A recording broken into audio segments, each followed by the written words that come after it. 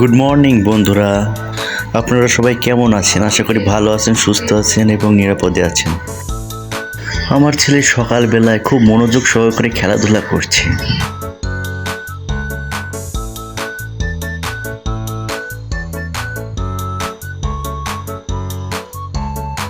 খেলা করতে করতে সে নিজে বসার জন্য খুব চেষ্টা করছে।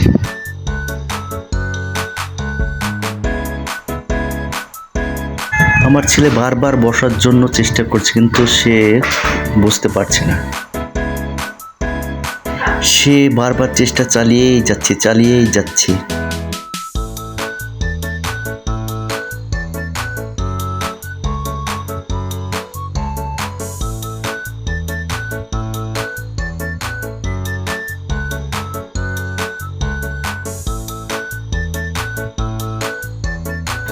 ওয়াও, শেষ পর্যন্ত আমার ছেলে বুঝতে পেরেছে নিজে নিজে একা একা।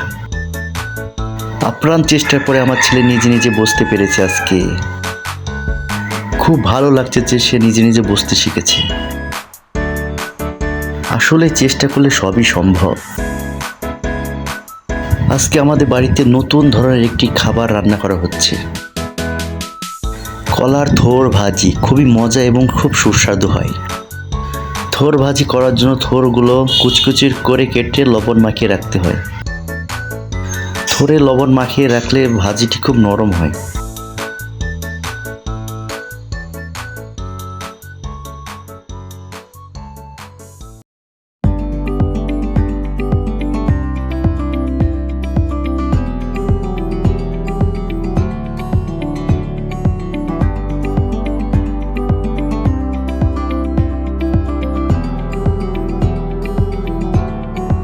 কলার থোরে লবণ মাখানো হয়ে গেছে, কিছুক্ষণ রেখে দেব।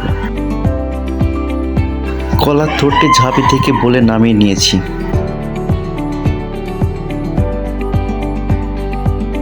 কলার থোর ভাজির জন্য শুকনো মরিচ ও পেঁয়াজ কেটে রেখেছি।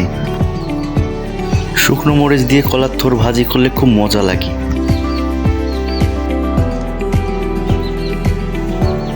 কড়াই তেল দিয়ে দেব।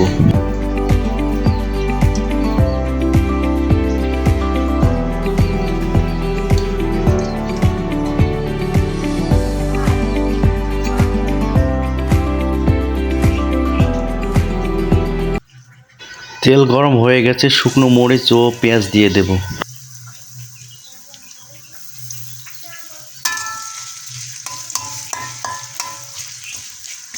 পেঁয়াজ ও শুকনো মরিচ ভালো মতো লাল লাল করে ভেজে নেব।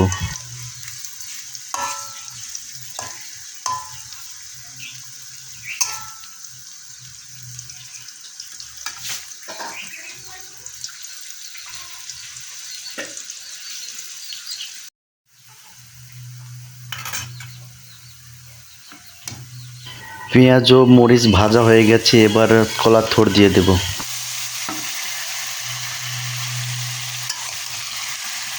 এবার কলার থোরটা ভালো মতো নেড়ে নেব।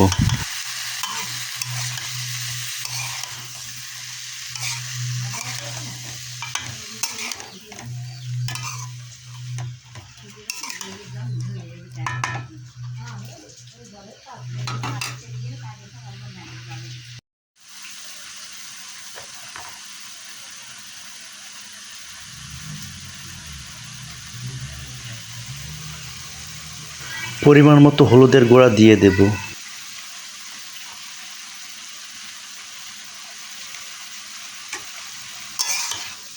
হলুদের গুঁড়া দেওয়ার পর ভালো মতো নেড়ে নেব।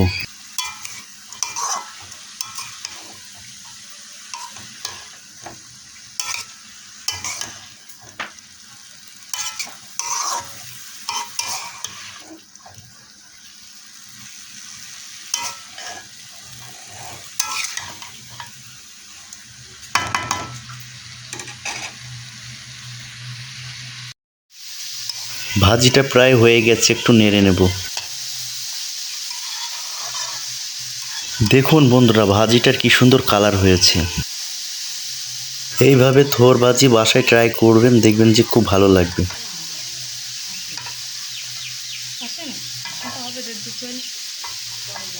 বন্ধুরা, থোর ভাজি হয়ে গেছে, এবার নামিয়ে নেব।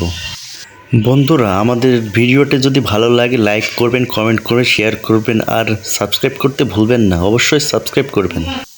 আজকের মতো এখানেই শেষ করছি। Tata, bye bye.